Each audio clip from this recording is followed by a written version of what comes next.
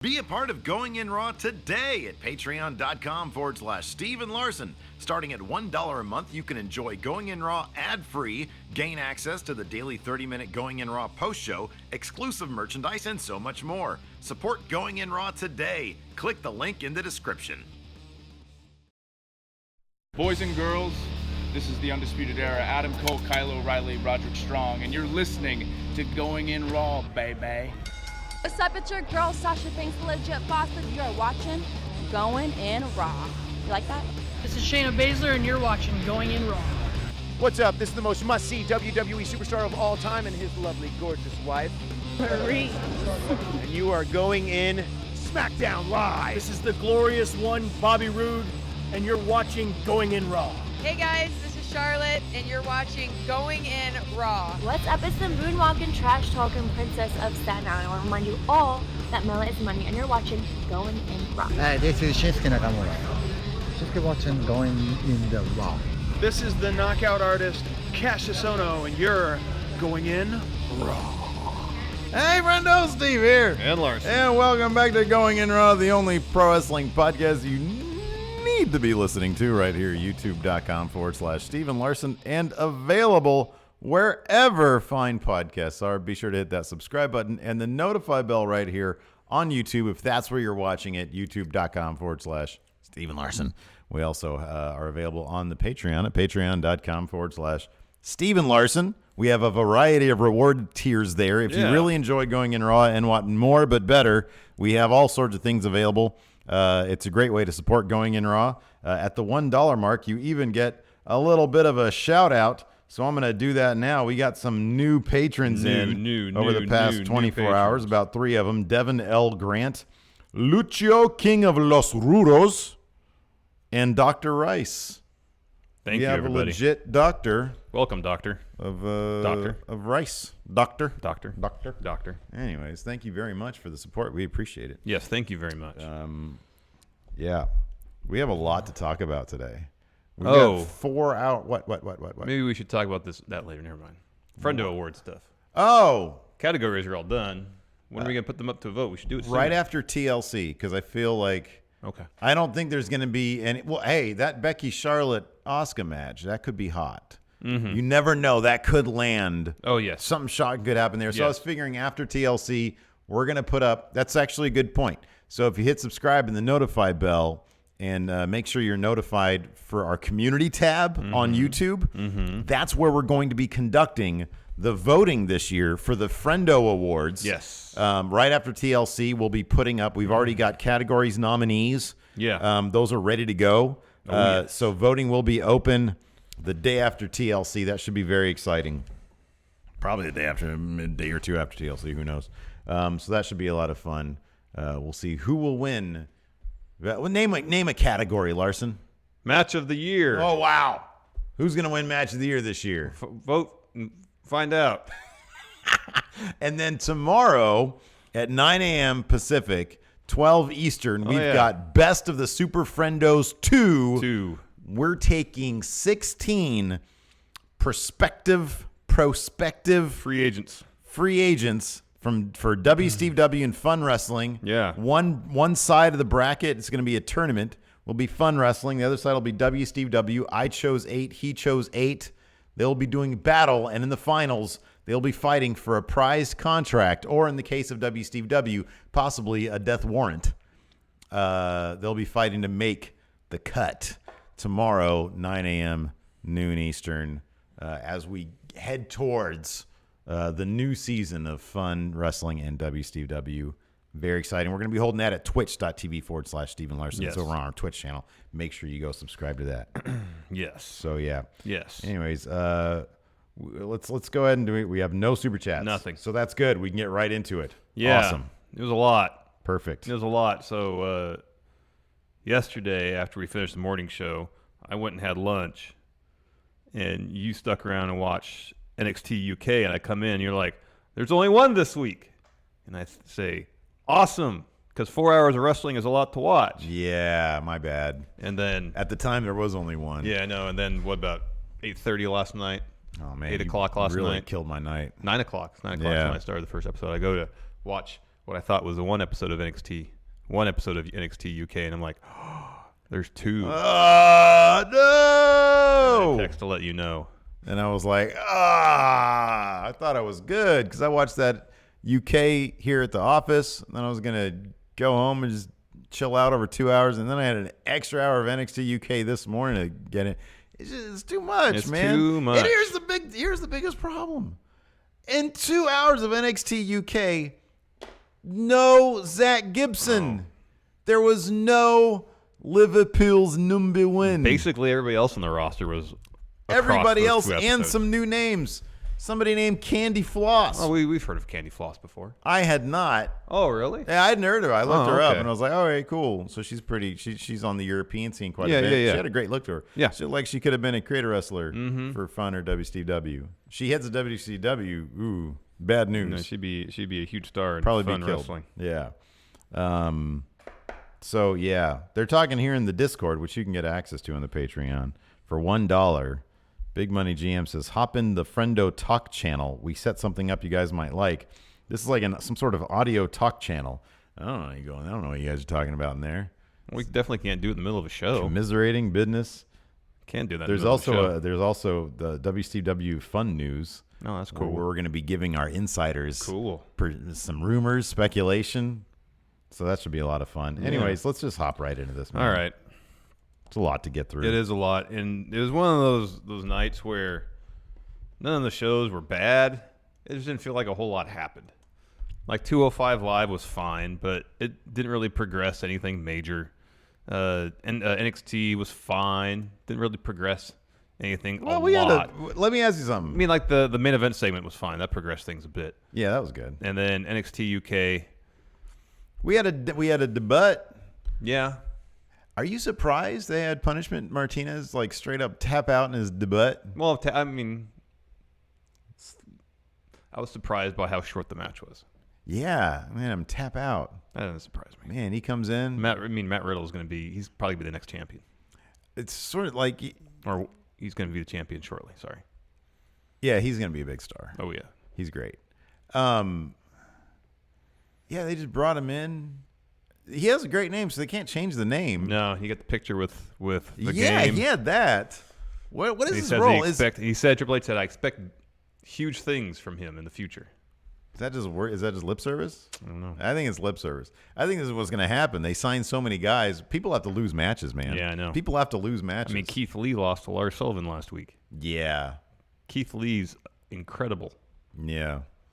I don't know what they're doing over there. It's a mess. They have too much talent. That's the problem. Things are really weird right now in wrestling. Things are really weird, right? They really are. Like Meltzer had a decent write-up about like the first evidence about the UK scene dying, about how ICW has a show coming up, I think, this weekend. Oh, yeah. And it's only sold like 2,000 tickets as opposed to like, I think 2 years ago, they were selling because British Strong Style was on the top of the card. They're bringing in guys like, I think, Kurt Angle and the Dudley Boys. Mm-hmm. And it had like 6,000 people in attendance. Wow. So it's a really weird time. Like all of a sudden, it's really like, weird. in a certain sense, wrestling has never been more prevalent and arguably popular with wrestling fans. Yeah. But enthusiasm is down across the board. Yeah. I had no idea even that ACH was going to the WWE. Yeah, and I read the newsletter and he's coming to WWE. It's too much, It's man. too many people going to WWE. They just need to bring it down a notch. That's 3 notches would be good. Well, who was it that was talking? Oh, Silas Young, of all people, was talking about getting an opportunity to sign with WWE, and he said, there's only so many spots. Yeah. So why go to a place? None of them are for him, though. Well, he said, why go to WWE when there's a limited number of top spots and so much competition for said spots when I can stick with Ring of Honor, the known thing. Yeah. Like, why? Smart move on his part. Why go to WWE and get lost in the shuffle there, where I can stay in Ring of Honor? I have a spot. I know what to expect. Hey, if you can get some of that, and as he said, they've been good to me, so I'm gonna be good to them. If you can get some of that big Sinclair money, maintain some freedom, a good schedule, and fight Pico when he comes in, 51-year-old PCO, good for him. Becker, look at me, I'm 51. I just wonder if there's gonna be a tipping point where there's some hot indie talent or someone really popular in Ring of Honor, and WWE comes to him with his contract and says, "Here, come to NXT," and they look at the roster both on NXT and main. It's like, where do I fit in? We're at that point. If we're not, it's damn close. We are at that point. Where do I fit in? Like, do I want to be just another guy in NXT, or worse yet, a lower card guy in WWE? Sure, I'll be making probably more money. Yeah. Or do I really want to help Ring of Honor become something potentially major? Who was that fella in the UK scene who posted that tweet and then everybody started coming down on him? Oh, I saw that. Jason Superman or something like that. I didn't read it. And then Trent Seven responded and said, "Hang your head in shame. Delete this tweet." What did he say? Oh, he was just sort of getting high and mighty, you know. Oh, WWE's coming in and decimating everything. But he did it it was like the tweet was a picture. It was like, no, I saw that. Yeah, I just didn't read the tweet. With him on it. Yeah, people are blasting him for that. He was just talking crap about people like signing with WWE, and he was like, "Don't go to the." Or I don't think he said don't go to those shows, but he basically was. I don't know. I don't think he's that big of a star there. Yeah, and so people were sort of saying, "This is just an attention thing," you know, because it was like an essay that he wrote. Yeah, well, teach their own. I just like that Trent Seven said, "Hang your head in shame." Hang your head in shame. Anyways, let's dive into this. All right. Because it's a mess. 205 Live. 205 Live. Instantly somewhat disinterested in the show because it's just Drew Gulak, Jack Gallagher, Brian Kendrick, Akira Tozawa feud. I like pretty much all of these people, but this feud just does nothing for me. Yeah. Ever since they paired Jack Gallagher with Drew Gulak, I feel like all of Drew's momentum has just stopped. It has. It has. It definitely has. Because that guy was hot for a spell. He was on the road to championship, and then Buddy Murphy comes along and kind of stole that momentum. Yep. I feel like Buddy Murphy needed a bit more time, sort of decimating the lower, like the mid card, before they launched him right up and gave him that title. Because here's the thing, what's going on next week? Next week on 205 Live, Tony Nese versus Cedric, right? Yeah, Cedric's going to win that. Cedric's going to win that, and then he's going to win the title right after that. Yeah. And then they're going to do Cedric versus he's probably going to Cedric Mustafa at WrestleMania. At Mania, yeah. That's what's going to happen. It's sort of obvious. Yes, it's super obvious. What I'm hoping will happen for Drew Gulak is this is just sort of biding the time until like post Mania, he'll get a shot at Cedric's title, like a real shot, and Mustafa, because Mustafa, because he'll get the title. You're right. He definitely should. And I think that'll be a hot feud. But that's sort of probably on the horizon for Drew Gulak, unless they just keep doing this thing with Brian Kendrick. Apparently WWE is trying to get Kushida too, and apparently that might actually happen. Like that's a thing that might actually happen. My goodness. According to Meltzer, anyways. Who knows? No, I heard that they were going after him, and that they give 0 Fs about tampering charges. Yeah, they said the only people they really care about is Ring of Honor and MLW. Yeah, because they have like money behind them. Yep. They can do something. Yep. But apparently they don't even care about Lucha Underground. Let's see here. So anyways, it was Drew Gulak versus Brian Kendrick. This match was fine. It was actually, there was some good technical wrestling at points where there's this one spot where Drew had like Kendrick's leg pinned under him, Drew that is, and then grabbed his arm and twisted it all the way around. Kendrick had to get to the ropes. Tozawa was out there ringside, walked out with Kendrick. Gallagher, of course, out there with Gulak. Gallagher pushes Tozawa on the ring post at one point. Kendrick hits sliced bread number 2, goes for the pin. Gallagher breaks it up. Kendrick wins by DQ, and then Kendrick and Gulak just start beating the heck out of Gallagher and Gulak start beating the heck out of Kendrick. Gulak applies the Gulak. Tozawa comes in. He eats a headbutt from Gallagher. Segment ends. Heel standing tall. Yeah. Yeah. I mean, like you said, it's kind of hard to care about this, but at least people are doing stuff. After that, Drake Maverick had sort of a sit-down powwow with Buddy Murphy, had an interview with Buddy Murphy. Was this meant to be more of like a fly on the wall thing, or was Drake Maverick conducting an interview for the audience? Because he's the GM. Why isn't like Kayla doing this? I felt like it was supposed to be a formal interview type deal. Kathy Kelly was maybe doing it was this. like his they were doing the workplace assessments for the end of the year. That's what this more felt like. Yeah. Performance. Yeah. Assessments for the end of the year. So anyways, yeah, Buddy Murphy, I don't know. I do get the feeling kind of that they put that title on Buddy Murphy a bit too soon. Like he was super hot and everything, and he's a great wrestler, but like they haven't really done anything with him. you know? As soon as he won the belt, Tony Nese was like the focus of their pairing. Yeah. That was kind of weird. Like, it's all been about Cedric. Mm-hmm. This has felt more just... Buddy Murphy shouldn't be the kind of guy who's facilitating another wrestler's story. No, he should have a story of his own. Yeah. And those stories should interweave when they feud, but otherwise, yes. Yeah. But he needs a story. Other than just being Juggernaut. So anyways, I kind of forget what happened in this interview. Buddy Murphy was just sort of contentious. Yeah, he was talking trash about Cedric. Yeah. Because Drake said he's going to have a defense against Cedric at some point. They didn't announce when. Yeah. And then, and Buddy was trying to play some, like, a bit of Mustafa Ali off of Cedric. Oh, yeah. He said Mustafa's better than Cedric. That's right. That's right. After that, we had Arya Davari in his first... Jacked. Looked great. How do you like those glasses on him, man? Those are good. Those are great. He looks like a pawn shop guy, but like one who will, hey, I've got some here that's worth like $200, and he gives you like $25 for it, and you feel great leaving. And then you go to bed and you're like, why did I just do that? Yeah. No, I don't see how you feel great about that leaving. If you knew you had because you're getting it from Davari. He looks like the kind of guy who's so slick. He's going to make you think that. He makes you think it's a good deal. Not like when you go to that dude at Pawn Stars who, he says he's a turd. He's like, give you $25 for that. And you're like, no, man. And then he starts berating you. Yeah. He brings in a historian to tell me about it. And then he says, I'm going to give you $25. I'm like, this dude just talked about 30 minutes about how historically significant it is. And then you're going to give me pennies for it? Get out of here with your bald head, man. Nobody likes you. I'll go to Hardcore Pawn instead. I'll get shot there. Arya Davari took on Clay Roberts. Clay Roberts was great. He looked like a character from Red Dead Online. Yeah. This is actually my match of the week right here. Oh, it was. It was great because Davari was laying into Clay Roberts with a bunch of lariats.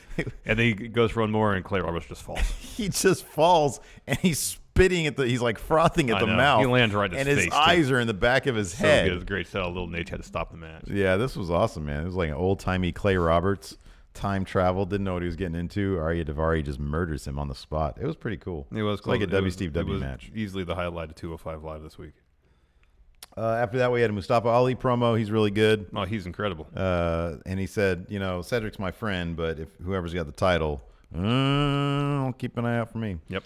Then we had Cedric Alexander interview when he was like, nah, man, me and Mustafa Ali were great. We're best friends. Before that, he kind of teased, like joking around, hey, yeah, we got problems. Oh, yeah. And he goes, we're best friends. Yeah. Not a whole lot of personality there in Cedric, but yeah, he's great in the ring. And that's what he said, essentially. He says, I don't need to be Mr. Personality. I don't need to play mind games. I'm great in the ring. Yeah. I'm completely dull as can be. I'm a black hole of charisma. He's as dull as could be. Completely. He's not as dull as could be. Imagine if that door handle over there has more charisma. I think if Cedric turned heel, he'd actually be pretty good. I don't know, man. It might be boring as heel, too. Great in-ring competitor, though. Yeah, because like his performance, his acting in the ring is phenomenal. Mm-hmm. Yeah, no, it's awesome. So that's got to translate on the mic to a certain point. He starts talking. I'm like, remember TJP when he was a face? Turned heel? Yeah. Incredible.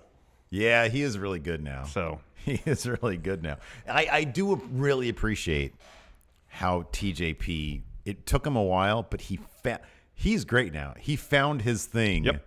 And it's like borderline checked out, a mild bit of arrogance. Like sometimes it's a bunch of ingredients. It's a little bit checked out, a little bit of arrogance, a lot of whiny. Yeah. 'Cause he's pretty whiny. Yeah. But it's all wildly entertaining. It really is. Collecting their maskers. Collecting their maskers. Oh, man. After that, we had a Noam Dar iPhone promo in his car. Hopefully he wasn't driving, where apparently he wants a match against Buddy Murphy. Yeah, I like that he called his friend Tony Nese daft. Daft is one of I like that as an English expression. You and your daft friend Tony Nese. So next week, find out why they call me Supernova 11. Yeah. But he said, put the title aside. If we're going to match against a champion, have him put the title up. Maybe that's to maybe he's actually going to win this match. And that's why the title's not on the line. He's not going to win the match. Get out of here. It's Buddy Murphy. I don't need the title. That was more Irish. Anyways, after that, we had a Lucha House Party in a tag team tornado tag match against Mike Kanellis and TJP. This was all right. Yeah, it was fun. It was all right.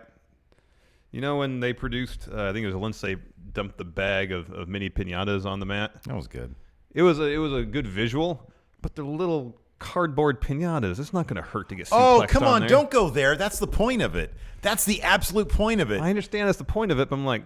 That's something out of like one of those Joey Janela shows. It kind of takes me out of it a little bit. Oh, no, I because love that. WWE doesn't do that stuff usually. I know, which is why I liked it.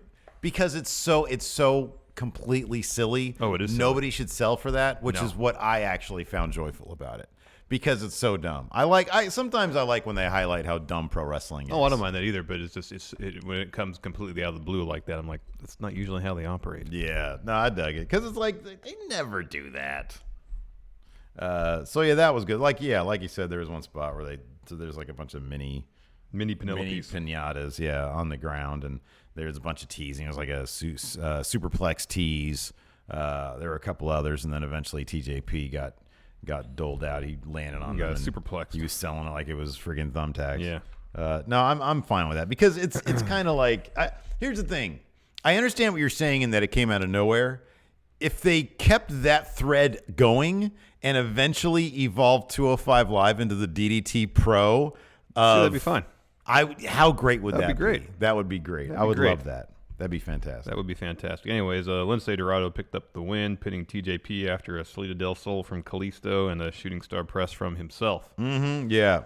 And then you think the show is over, but no, we get like another video package and then a brief Tony Nese promo. I would have missed this, but I was like, hold on, I've missed stuff before. They do this a lot where they like, maybe are they like changing, false finishes? Are they like changing the SmackDown stuff or something? They don't change maybe. the ring ropes anymore. Yeah, I don't know. In any event, we got a Tony. Maybe they just good give punctuation. Tony Nese some spotlight, and he just said, "I'm gonna beat Cedric Alexander next week." Yeah, he's totally not going to do it. No. Cedric's totally gonna win because with not a lot of explanation, now Cedric is going to be good enough again to go for the title. Well, because he pinned Buddy Murphy last week. Yeah, is that all it takes? Just I guess you're ready to beat the champ when you pin the champ. I want at least another training montage in the Performance Center. Yeah, that was really well done. When people are selling for fake moves. Yeah. Let's do some super chats here. Okay. Bill Saucier, will Aleister Black versus Gargano round 2 be better than the first? I don't know. The first match was incredible. This isn't a steel cage, though. Yeah, it depends how creative they get. We'll see. Jonathan, slap on the hands Martinez. Instead of punishment Martinez. Yes. Kyle Mushigan, you guys think good mid-card WWE guys might start not re-signing and going to Ring of Honor or New Japan to get some more freedom and make a bigger name? It's entirely there possible. There has to be a flow the other way. Yeah. I would imagine there would have to be within a year. Well, that would require, I don't know, the contract structure of, say, someone that's not getting opportunities in the mid-card. And they might be free agents. But WWE sure as heck ain't going to release them these days. No, they're not. So they're got to sit it out and wait for their contract to come up. Like, let me ask you something. Let's say Ty Dillinger's making $350 a year. Mm-hmm. He could make that in, like, Ring of Honor would plunk down that for him, maybe. wouldn't they? Yeah. I think they probably would, or at least 200. But he's also been in developmental so long. Yeah. That he might just be... he just might be used to the WWE system too. Mm-hmm. I don't know. It'll be interesting, man. I don't know. I mean, if the money is, because I do think that money is a lot to most wrestlers as well. You know, anybody who's out there looking for a job. So if the money is out there, which you would think that, I mean, Sinclair's a big company. I know it's Ring of Honor, but Sinclair's a big company. Oh, yeah, it's a massive company. So I don't know. I don't know how much they want to put in a Ring of Honor. And but New Japan has money. New Japan has money, and they know how to make stars. Mm-hmm. So you would think it would start flowing at some point, but I don't know, man. I don't know if it would. Thing is, it would require layoffs. I think to a certain extent, WWE would have to lay off 5-10 wrestlers.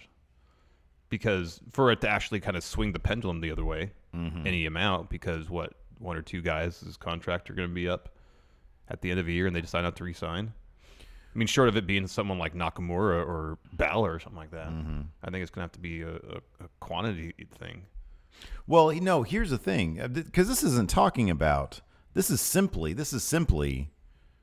do you think good mid-card WWE guys? I know. Yeah. This isn't like, I'm not talking about, is this going to swing the pendulum in terms of,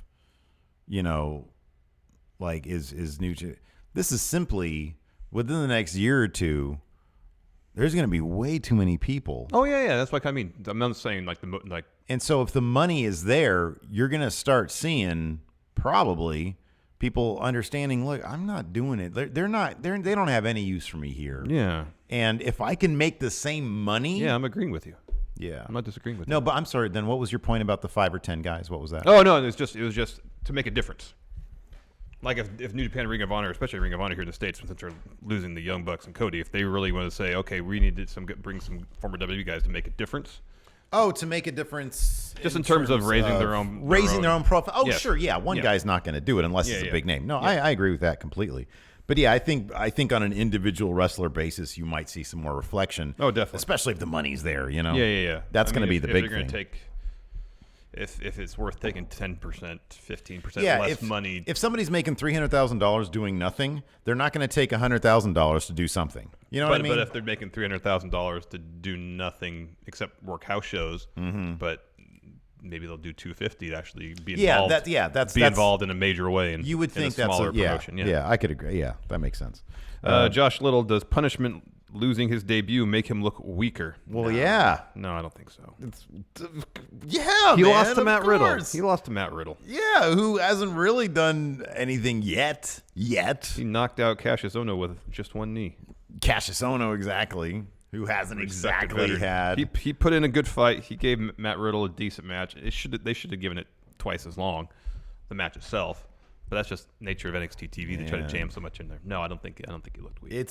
I'll put it this way: it puts punishment, and I like punishment so much because I offered him a donut, and I told my wife that story last night. It's a great story. You offered that man a donut, and he said he was so close. I wonder if that donut was the one thing that might have kept him from being signed, because that might have added one little extra minute layer of junkiness to him. But I felt like he moved. Like I've seen some of his work in Ring of Honor. He moved really well. Yeah, he did. He was moving better, crisper. This puts him in more of a class with Dijak than it does with Keith Lee. Oh yeah, but it's a worse class to be in. Have you not been watching the vignettes been running for Top Notch?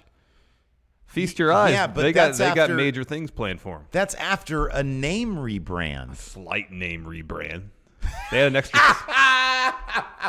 They had like an extra syllable at the end of it. They think that the person we saw laughing during his Velveteen Dream match is a different guy than these promos. That's what we're led to believe. That's what they want us to think. Punishment. That's it. That's what we're getting. Here's what I'm telling you. And he's coming out losing a match. He lost to Matt Riddle. He's gonna win. He's gonna beat a bunch of jobbers for the next 3 months, and he'll be fine. All right, man. I'm gonna bring this back to you. He'll then be fine. I'm gonna bring this back to you.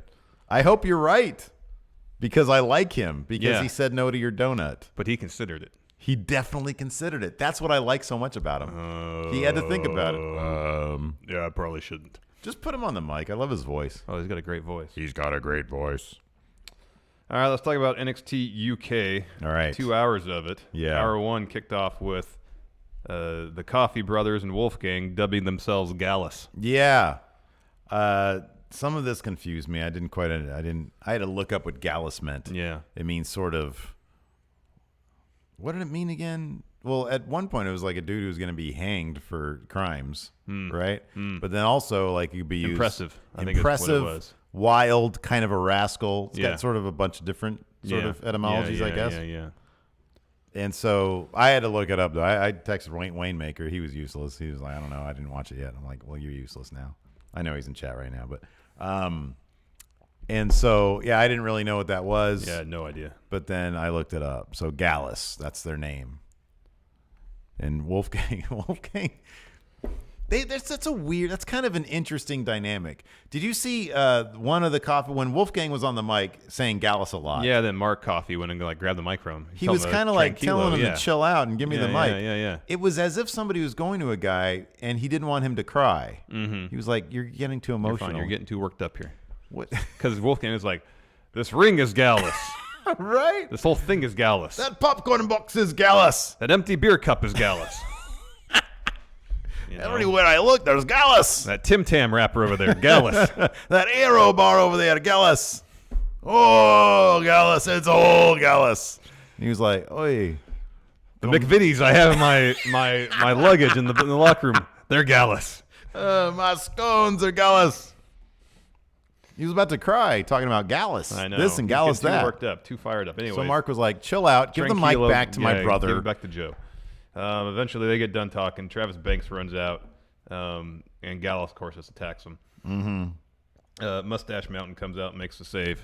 Tyler Bate was wearing some pretty tight leather pants with his merch shirt. Yeah. Yeah, that was great. And some loafers with no socks.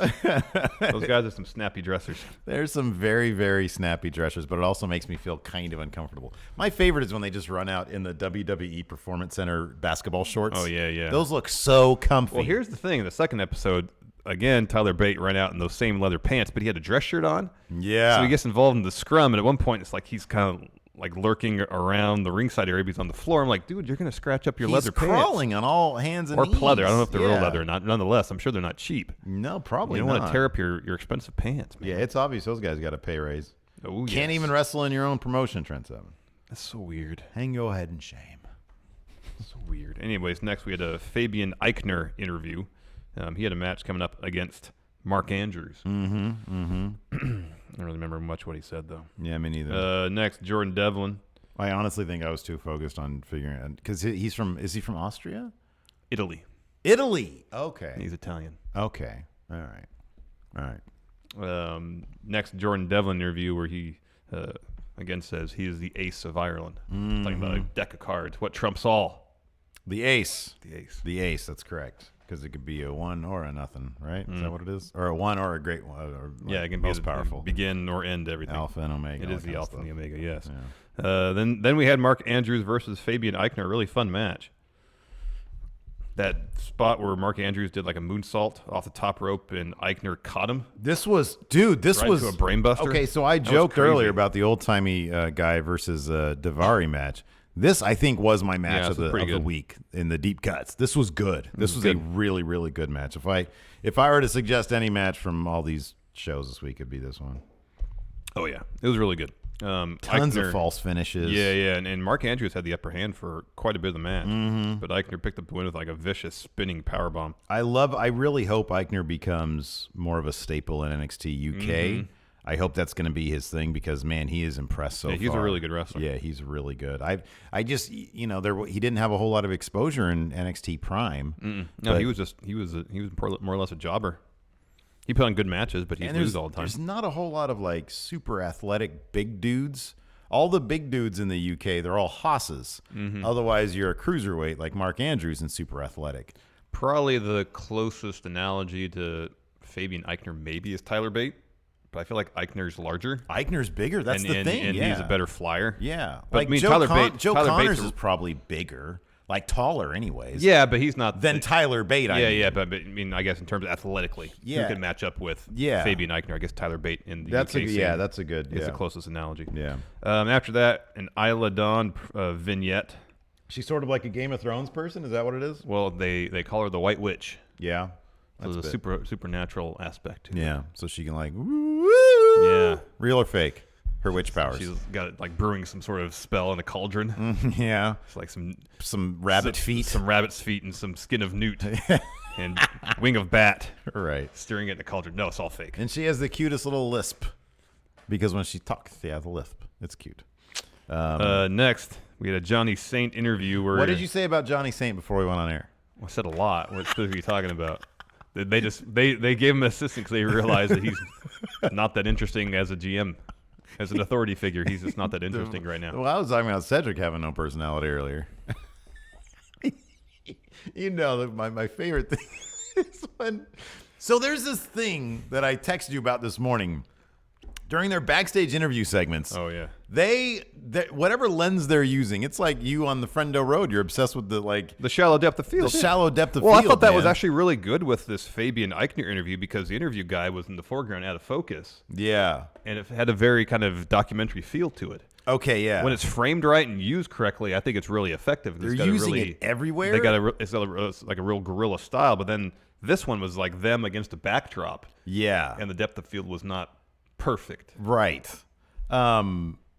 Yeah, because here's the thing. When the interview guy, I keep on forgetting his name. Razzie? something like Something that. along those lines, yeah. When he steps back 6 inches, It's really shallow. he is completely out of focus. Like you have to be on a perfect, like perpendicular line to the thing to make sure you're within that super, like that's within a hair, a sliver of being in focus. And you need some freedom of movement there. Otherwise, it's just kind of... It depends. It depends on the setup. It does. And I like what you said earlier, but like it kind of worked during the creeping Eddie Dennis bit. Yeah, it totally worked then. It kind of worked then, even though when Mastiff was walking into frame, into his spot, that dude was trying to figure out where the hell he is. Again, I don't. It doesn't bother me because it gives it more of a documentary feel. It's a different feel than anything else on the network. It was actually... Like, before we started, I was talking about NXT UK, how maybe this is this season's episode, because it's a lot to watch, that I'm not connecting with it like I am other products on the WWE Network, because I feel like more than anything, like the stories just aren't really there. There's not a whole lot of stories. Like, every week you just get different matchups, and there's a story between the Coffees or Gallus now, and British Strong Style. There's stories, but I'm not connecting with them. Well, everybody's spilling pints at the bar, that's why, because it's the same story. They need to show that. Yeah. They're just not showing it. Yeah. So I got to appreciate what is different about NXT UK that I can get into. Yeah. And if they're taking a different visual approach to it, I can get into that. You know why I think it bothers me is because here's the thing. I agree that I'd be totally cool with a different visual approach. I think I just think that they would take a different visual approach than the one they are taking, even though it is different. Impact does kind of the same thing. They have these DSLRs that they use. Oh, yeah, you mentioned that, where the focus is all over the place. And it's all over the place. And I just felt that last night, more than any other time in the past, last night on UK. Oh, it's the first time I really noticed it, yeah. It was really evident. So that's why. When it was the backdrop, which is the place where you never expect the depth of field to be that drastic. Like I mentioned earlier, the Fabian Eichner interview, I thought was really well done. Yeah, because that was really framed well done. like it was a documentary. Framed really I totally well. get that. It was framed well. In the Eddie Dennis bit in episode 2 where Mastiff walks into frame, granted they had to get the focus on him, whatever, it doesn't bother me. And then in the background, out of focus, you see a figure enter frame through a doorway and just lurk there. Yeah. And you're like, who the heck is that? Yeah. And then they rack focus, you see it's Eddie Dennis. Yeah, I thought That's it well worked done. there, yeah. In certain situations, it can work. I just think with the backdrop, it's kind of wonky. Yeah, the backdrop's not a good idea. Next, so Sid Scala is Johnny Saint's new assistant general manager. I think it's great. I think it's because I love Sid Scala. Yeah, he's got a good personality. I think he's good. And then Rhea Ripley walks in and says, I need competition. I'm champ now. She was about to check Sid, too, because she's huge. Yeah. And he's tiny. Yeah. She was about to check him. And she said she wants some real competition. Then next we got Nina Samuels versus Isla Dawn. And then Isla Dawn went with her finisher. After that, Tucker versus Eddie Dennis. Pretty quick match. I freaking love Eddie Dennis, man. He won with his finisher. I think, you know what, man? I told you this. I think Eddie Dennis is going to be the dude to take a title off Pete Dunne. Whoever, I think... It's because it's going to be Dennis. It's not going to be Mastiff. It's going to be Dennis. I don't know. I still say the money's on Walter. I think it's going to be too long for him. I think they're probably going to want... Here's the thing. Have you noticed when Gallus talks about British Strong Style, who's the third guy? It's not Pete Dunne. It's Travis Banks now. So it's going to end up being like a Mustache Mountain Travis Banks faction. But do you see who Pete Dunne's facing at Takeover? Have they announced that? Well, they announced it at the tapings. Oh, so it's not. So it's in spoiler territory. Yeah. Is it a coffee? Ah, okay. Maybe not. I'm not saying. Okay, so that's interesting. Okay, all right. Because Pete Dunne was involved, a week ago? He did come out with British Strong Style. Yeah, you know what, though? That the Gallus guys, right, they're getting a pretty big... I mean, they have a name for their faction. That could be title. Could be title. Could be. No. Could be title. Nah. Could be title. It's going to be Walter, man. Eddie Dennis. A year from now, yeah, Eddie Dennis. Because Eddie Dennis has a past with Pete Dunne. I know, and they mentioned that in the vignettes before his debut, but since he's actually been wrestling, they don't talk about it. They don't talk about it at all. Yeah. So there's an interesting story thread they're going with these vignettes before he debuted, but now that he's actually wrestling, anything interesting they did with him in terms of the story aspect is gone. They don't mention it anymore. That's kind of the thing. They start these little interesting ideas, and then they're gone. Yeah. So it's hard for me to connect with it. I finally figured out what Eddie Dennis what his ring gear reminds me of. It reminds me of when we used to play basketball at the Folsom D League. Was it D League? Is that what they called it? No. It's just Rec League, man. Rec League, yeah. But it was like it's like D League because Hilton was telling me that like there's like C League, B League, and like A there's League. levels to it. I don't know Yeah. what level. We were probably the lowest level. Yeah, no, we totally were. We're like a step above like F League. F League. He reminds me of a guy that would show up to one of those games, and that team would win. Yeah, I can see that because he's the one guy on the floor that's like 6'2" and taller over than average height. Yeah, exactly. Yeah, that's what he reminds me of. But he's still not that good. No, he just has to be taller than anybody. He's just good enough. Exactly. So they bill him at what, 230? What's that? Eddie Dennis. I think they bill him at 230. Do you think he's actually 230 pounds? At 6'5"? Yeah. He's really thin. I feel like he's built just like me, just 6 inches taller. 6.5 inches taller. Yeah. Which is a big difference. Like at that point, it's hard to get around. Yeah. It's hard for me to get around now. It makes See, this is actually the joy of UK for me. Because not the product itself, it's talking about the product. It really is. Because there's so many weird things going on there. Anyways, this Tucker guy who had a backstory, I forgot what it was, they said he was born, 8 weeks premature or something like that? Yes, that's his backstory. See, like, what a weird backstory. Well, for Joseph Connors, his entire backstory is he got in a bar fight, almost lost an ear. Or lost part of his ear. And then they tacked on he was left for dead, too. Which I don't know if that's true. Great backstory. But, for the whole first United Kingdom tournament, before every match, they show off the half ear he has. Yeah. Anyway, Eddie Dennis won with his finisher. Yeah. Main event was a pretty fun match between Flash Morgan Webster and Jordan Devlin. I noticed the Webster's not wearing his parka anymore. He's dialing back the mod a little bit. Yeah, but then didn't they mention one of his moves is called the Bob O'Reilly something? Bob O'Reilly, which I hadn't noticed before. Yeah, I mean he's not riding to the ring on a scooter, a moped. Yeah, they were dialing it. He did he wear his sunglasses this time? I think so, but I don't remember the helmet. Okay. We didn't have the helmet. Yeah, that could be. Yeah, before it was just it was like a Halloween mod costume. Pretty much. Yeah. He needs to start dropping more mod references in his promos, though. Oh, sure. But in not clever ways. Yeah. In not subtle ways. Yeah. This is a fun match. Jordan Devlin won with his finisher. Can't remember what they called it. He did something. He did a signature right before that. That was really cool, though. Oh, Jordan Devlin's great. Yeah, he's really good. He's was great. something. God, what was it? It was. Oh, was that yanking thing? Oh yeah, he pulled him in for the German suplex. Yeah, that's really. He did that against Pete Dunne too. It was great. Yeah.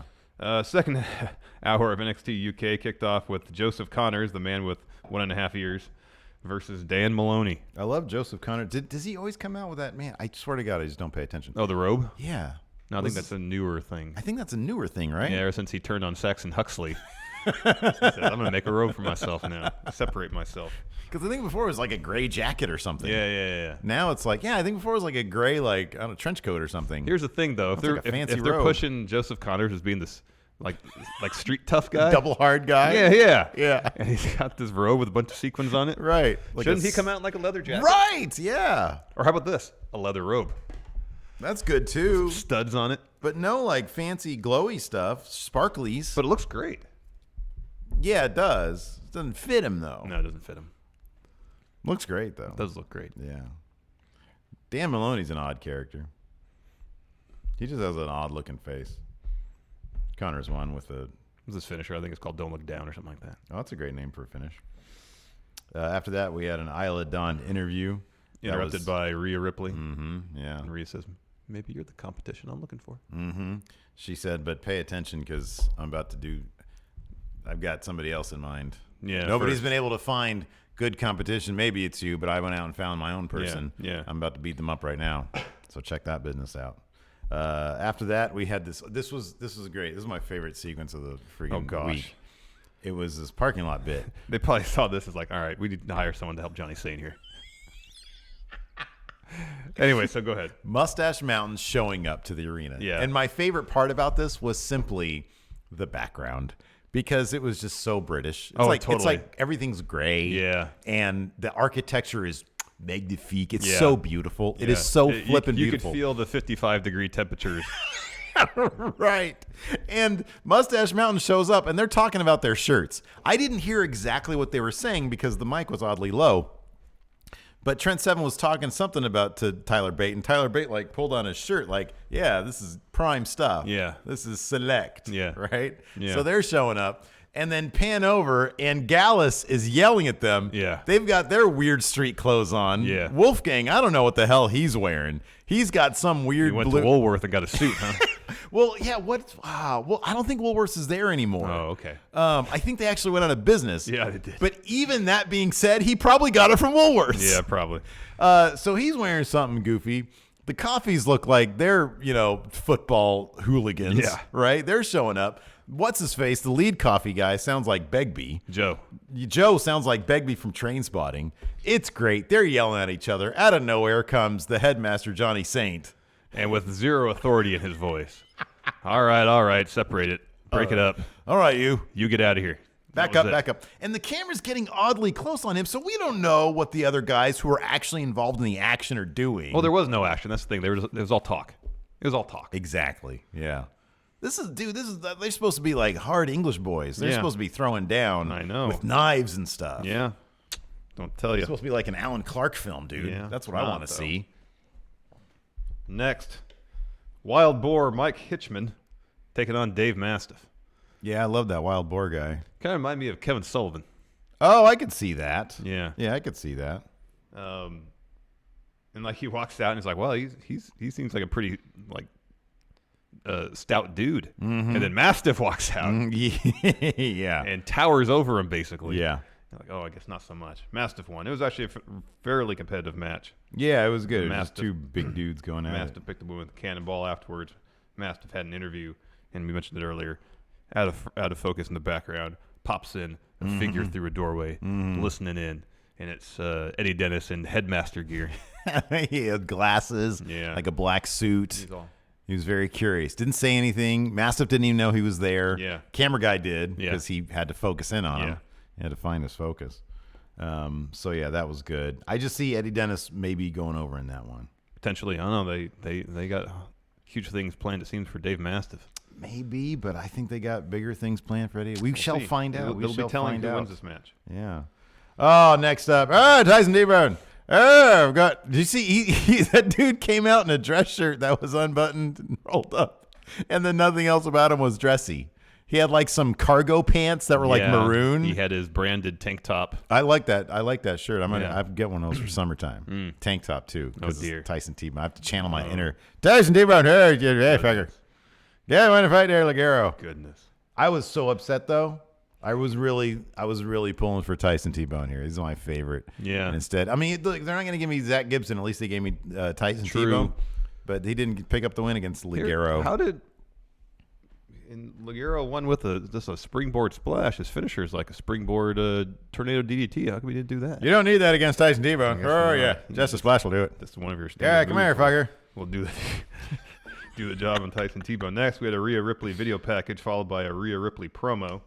This was Rhea Ripley heavy couple weeks. It was, and following that was a Rhea Ripley match where she took on Candy Floss. Oh, and during her promos in the ring, she was like, "Yeah, I'm all about opportunity, so bring out whoever I'm going to beat now." Yeah, bring out this Candy Floss, yeah, fucker. And then Candy Floss came down. Short match. Rhea Ripley goes over with Riptide. She helps Candy Floss up after the match, raises her hand, takes a couple steps back, and just levels her. Yeah. Just destroys her. Yeah, that was good. Tosses her out of the ring. After that, you got a brief Flash Morgan Webster press conference. Fabian Eichner comes into frame. And, hold on, I'm sorry. They're talking about Woolworths in chat right now. Alex C. said, and all Woolworths sold was pick and mix and DVDs. What is pick and mix? I have no idea. What is that? I have no idea. I know what the Lucky Dip is. Alex C. and Waymaker. Did you guys ever do the Lucky Dip? Is that the candy stuff? No, the Lucky Dip was, so when I lived there. Tobacco? No, but that's what it sounds like. No, when I lived there, the little carnival would come to town to Air Force Base that I lived on. And so all the British, vendors who I think now that I think about it, were just confidence men, would show up and then have the lucky dip. All lucky dip was, it was like a prize wrapped in like some newspaper, right? And you'd pay £2 and you'd reach in and you'd pull out a toy, which was worth maybe 10 pence. Yeah. And you'd be happy because it was a mystery. Yeah. Like you're paying for the experience. £1.90 for the experience of the lucky dip. Yeah. It was a massive scam, but I loved it. Yeah. And my dad thought it was hilarious because he was probably thinking his son, he had a dullard as a kid. Gullible child. Dumb bastard. You dumb bastard.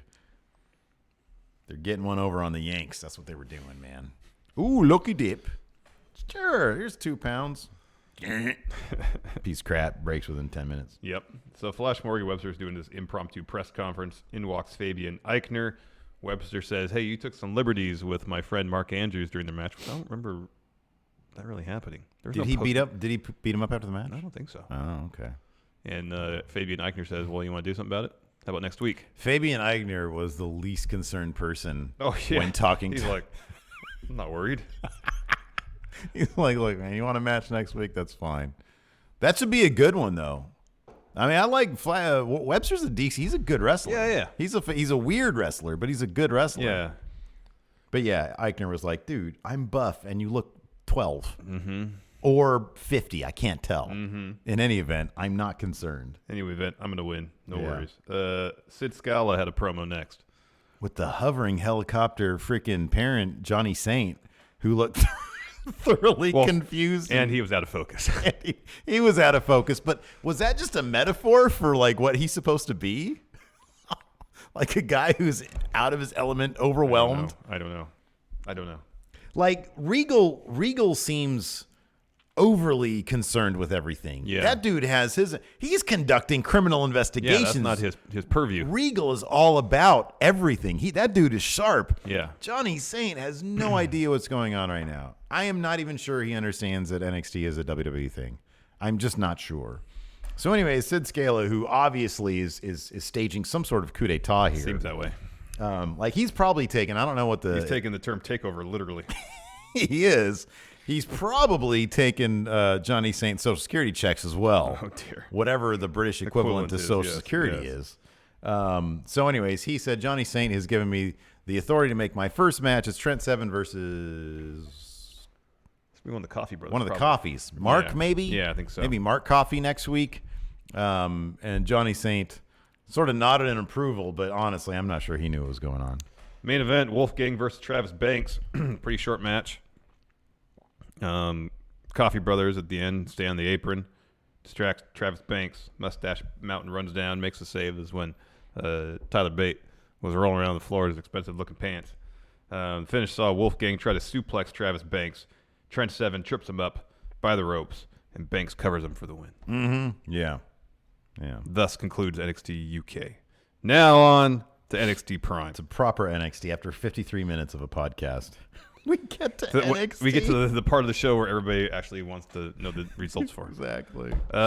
Show kicked off with Matt Riddle versus the debutting Punishment Martinez. This is debut.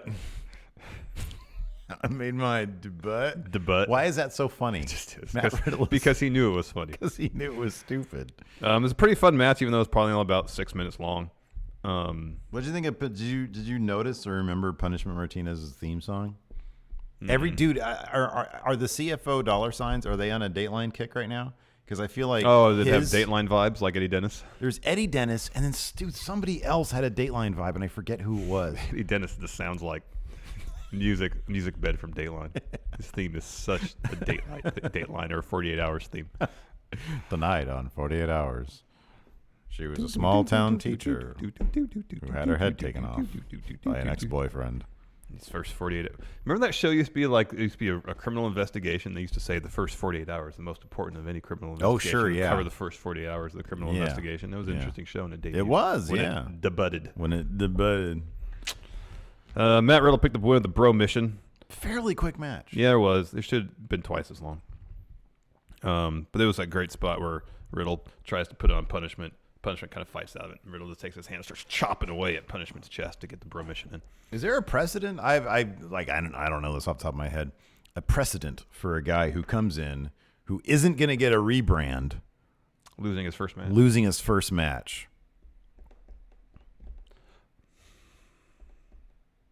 There probably is. Yeah, I feel like it happened. Wasn't there someone who debuted, and I don't think it was the first match, but lost relatively quickly? And I was like, maybe they get the loss out of the way. And they weren't rebranded. I can't remember who it is. Remember Leo Rush lost every match in NXT. Oh, it was Leo Rush. He lost his first match. Okay. The Velveteen Dream. Yeah. Or Lars Sullivan, one of the two. Both. I think it was both. I Yeah, think he lost both of them. He only had 2 matches in NXT. Yeah, he lost to both. Yeah. It was Leo. That could be. Next, we had a Ricochet video package followed by a pretty awesome Ricochet press conference. That coat he was wearing. Oh, man. Magnifique. Man, he's a it looked sharp great. dresser. It looked great. They asked him about, what's next? You're a human highlight reel here in NXT, wowing the crowds. He says, I didn't come here to be that, but I'm happy I am. I'm here to win. That's be why champion. I have this championship right here. So What's he next? says, I want a competition. I'm going to talk to Regal, and we're going to find out next week. I think next week he's Yeah. going to have a title defense. Yeah. So cool. Who's it going to be? Well, I know. Oh, God damn. You know, you got to stop with that. Just go like this and then tell me. Oh. Cool. That is Right cool. on. That'd be pretty great. Next, Raul Mendoza and Humberto Carrillo taking on the Forgotten Sons. This bugged the shit This out of me. Carrillo kid is awesome. Oh, my God. He is phenomenal. He is great. Dude, why is it the Forgotten Sons, whose name is chock full of irony because they're totally forgettable, except for, who is it? Gunner? Bram? Yeah, Jackson Riker. Gunner. I always think, I But he can't. hardly ever wrestles. He never wrestles, and he just stares at the camera like a weirdo. The other two barely look like they're in shape, and they a stomp / scorpion death drop. Finish, yeah. It was the finish. Yeah. It's not good. And meanwhile, Raul and especially Humberto, Man. oh my God, They're so good. They were so good as a tag team. Yeah. Holy crap! Yeah. I know Karen's been bugging us about them for a while. She's like, Yeah. dude, check, these guys are going to be. They are so good. Why are they the ones getting the scrub treatment here? I don't know. Oh my goodness. Like the Forgotten Sons music hits, and it doesn't seem like anybody cares. Nobody does. And I don't get it. They come out and they start like they're doing like sort of like the intense face. Yeah, well, yeah, we're gonna, or at least intense heels where they're like they should come out like Gunner. Yeah. Like Gunner is. Yeah. Jackson Riker. Yeah. That was a terrible. Oh yeah, no, He just comes out like he's Nosferatu. Yeah. He Yeah. comes out. That's how it should be. Just like, and the other two should be doing that too, but they're all like doing their fist pumps and stuff like that. Leave that for heavy machinery. All that stuff. Getting Yeah, hyped. no, it's not. Yeah, no, man. Heavy machinery can do that. That dude keeps on looking at the camera. Get your freaking own me thing. out. Get your own thing, Forgotten Sons. That Carrillo, Man. that's a stud. Yeah. He's good, man. He's good. Next, we had a Velveteen Dream interview with Kathy Kelly. Apparently, Velveteen Dream has some magical powers now because he does this, and his music hits and purple lights. Yeah, that's great. Or he's got a device like the clapper that responds to. Probably more likely. So he does that, Yeah. responds to that sound, and that triggers the lights and the music. Yeah. I don't know. Yeah. Or magic. I can't really figure out the technology or I magic. can't of either. it. I can't either. But he's got something going on. She asked him what's next. He just talked about himself for a long time, and then he said, "Oh, back to your question, what's next? I'm leaving you." And then, goes back to normal, and she looks mildly irritated. After that, with an Undisputed Era promo, they were in Tommaso Ciampa's truck. Yeah. Apparently, they lost the set, the playground set they used to do all Adam the promos Cole's from. very worried and made sure that all the angles were locked so War Machine didn't attack them again. Whoa, Hanson's hurt. They said that Yeah. during the show. They had a broken rib, a ruptured spleen, Yeesh. and some torn cartilage. Ouch. All from War Games. Ew. It's a bummer, man. They mentioned this during the promo, too. They Yeah, said, this was we injured War Machine. This was a very Bobby Fish heavy promo because he's got a match against EC3 coming up. It's too much Bobby Fish. Too much Bobby Fish. He's better when he doesn't say a word. Oh, I thought he did fine. Well, he did fine for a Bobby Fish thing. Yeah, but I think here's the thing: is he's the brick. He's the brick of the group, man. He's supposed to be the scary, menacing one. Yeah. So he's not going to be as funny or as charming as the other guys. It's just a different aspect to it. He's the brick. He needs to see. But he was talking. I was like, listen to him. But I was looking at Roderick Strong, kind of half mouthing the words that Bobby Fish was saying. Yeah. And it's entertaining. It's he great. does that in our intro too. It's great. It's so funny.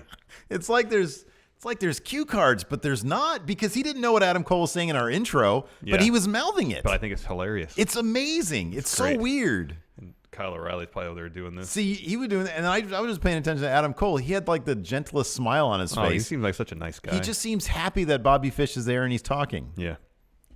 He's the brick, though. Next, Dakota Kai versus Shayna Baszler. Dakota Kai must be getting paid hand over fist, man. She's everywhere these days. This is a fun match, too. Yeah, this is cool. They're playing up the old story about how Dakota Kai used to pee herself because Shayna Baszler was blowing around her all over the place. And Shayna, now, of course, has the horsewomen with her. Yeah. They didn't really get involved, but Shayna picked up the win with her clutch, her choke. And then the horsewoman came in, beat up Dakota Kai after the bell. Io Shirai runs down and makes the save. Does some cool, like, somersault things and double lariats. She's incredible. I can't wait to see her. Like, I haven't watched any of her like matches pre NXT. I haven't seen anything about her really besides what we've seen on NXT. I'm kind of sad. I just want to. I want her to get into it, man. Yeah, because I've heard such amazing things. Oh, I know. What we've seen so far has been great. Yeah, I'm looking. And after that, top notch super best vignette, same one as before, I think. He was talking about traveling the multiverse. You know, after his crushing defeat to Mecha Santa, feasting his eyes on the H title, the different universes that exist across the multiverse. Why don't they film this in 24 frames, dude? I don't know. It's like in 60 or something, or 120 or something like that. They want to emphasize the video nature of the video, right? It's the word. Like, and then I get like a Tom Cruise promo saying, "Don't watch the vignette like this. Film it in 24 frames." Yes. Here's calibrate your TV for your Dijakovic vignette. Very important. Yes. And to close the show, we had Tommaso Ciampa come out, gloat about retaining the NXT title at War Games 2. Yeah. Aleister Black walks down the ring. He says, "This is such a money segment." Oh, it was really good. Yeah. He walks down the ring. He says, "I want my rematch. It's going to happen at Takeover Phoenix." Mm-hmm. Because then his contract, he get to rematch. That's WWE law. Yeah. It's not. Except on 205 Live, where Drake Maverick has to give his approval to sanction a rematch. That's booty. It is. Gargano comes down and says, "You think we're done, Aleister? We ain't done." Mm-hmm. And then Ciampa says, "Oh, War Games, your match was great. I saw it, but you know what? Maybe your match should have taken place with all that steel around you. Mm-hmm. So you guys have a match in a steel cage." You guys should fight again. Yeah, steel cage. Yeah. And then they seem cool with it. Aleister tries to give Gargano a black mass. He evades it. Yeah. And then as he walks inches slowly towards Ciampa, destroys his head. Yeah. Somebody needs to gift that, but put an explosion. So, challenge has been issued, and thus it at least has to be somewhat official. We're going to get Aleister Black versus Tommaso Ciampa. Correct. Are we actually going to, is this going to transition to the triple threat match that we're going to get before Aleister Black got hurt? Okay, man. It's going to be a triple threat match. May I ask first, are you speaking for, spoiler-wise, is there an answer here? No. Okay. All right. I would think so. It would have to be. I would think it would have to be. Yeah. It's really, because I know, like, I didn't know the answer to that, but I do know how that steel cage thing works out. Yeah. And it is a pretty shocking thing, so I'm going to just not talk about that. Mm-hmm.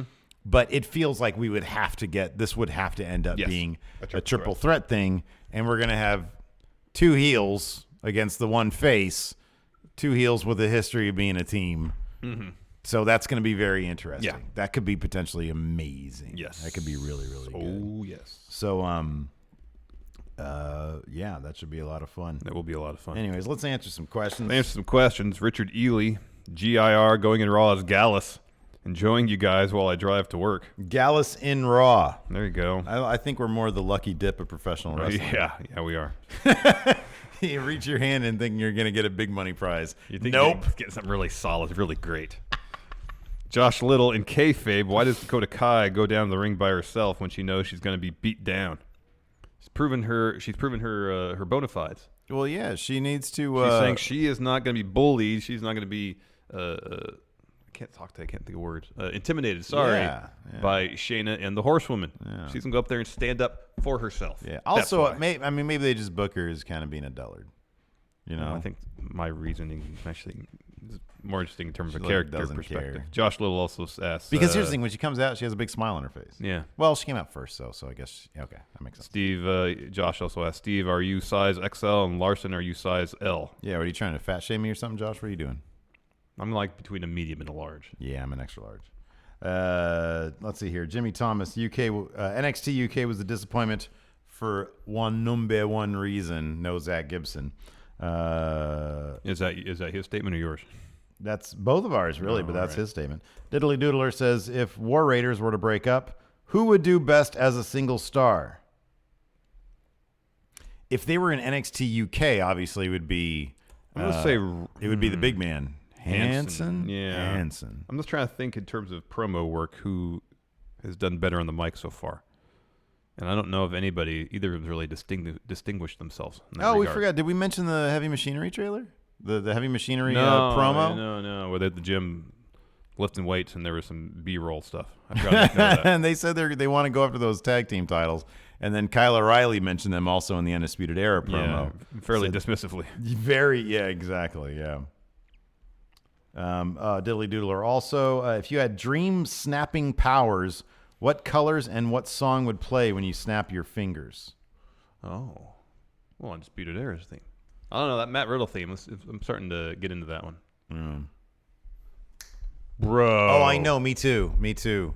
For me, it would be let's get it on. I would go like this and be like red. I was just sticking with like wrestling themes. It'd be all just sex themed. Okay. That'd be good. All right. Post-lunch Larson, you're the wrestling Grinch. What do you do to ruin NXT? I think Tim Morris has the right answer. Put Vince in charge. Ooh, ouch. Yeah, Vince and Kevin Dunn put them in charge. Mm-hmm. Although if Cody is to be believed, Vince is very hands-on with NXT. No, I think he's aware of it. True. He's aware. Tim Morris asked, which one is Blake and which one is Cutler? They have their names on their pants. I still don't know. Let's see here. Jimmy Thomas here in Discord says, those pants were so tight, if Tyler farted, you would see a bubble. Yeah, man, I swear I saw, I didn't want to mention this, but I swear they were so tight. I saw an outline of his. What is it with everybody showing off their junk these days? We had Drake Maverick trying to show everybody his Bell End print. I don't know, man. Tyler Riot, would 205 Live benefit from a mid-card belt or a tag team belt? Yes, trios titles. Trios titles. For sure, it'd be great. Alex Foster, which one of you would be the heel commentator and who would be the face? You'd be the heel, I'd be the face. I think I'd be the heel commentator. Best friendo Greg Morris, what is Dijakovic's ceiling in NXT? Also, Steve Hunter or Big Macador for the tournament tomorrow. Pay for play. Interesting. Wait and find out. What's Dijakovic's ceiling? Well, Hate's champion, for sure. No, in NXT. Oh. Okay, realistically, there's too many people there, man. I don't even know if it's... Well, okay, no, hold on a second. Apparently that dude is putting on killer matches. I think he's a really good wrestler. I think it's all going to depend on his character and his creative. North American title. Yeah, and that's kind of the ceiling. I feel like that's the ceiling. But if he puts on killer matches, a main event scene with him, Riddle, and Keith Lee... And Punishment Martinez? No, he's that dude. Horton here's a new writer. Would you rather Finn Balor stay on Raw and be booked as he is, or move to 205 Live and be pushed to the moon? Stay on Raw. Because being pushed to the moon. Oh my God, no. 205, no. 205 Live being pushed to the moon. No. 205 Live. No.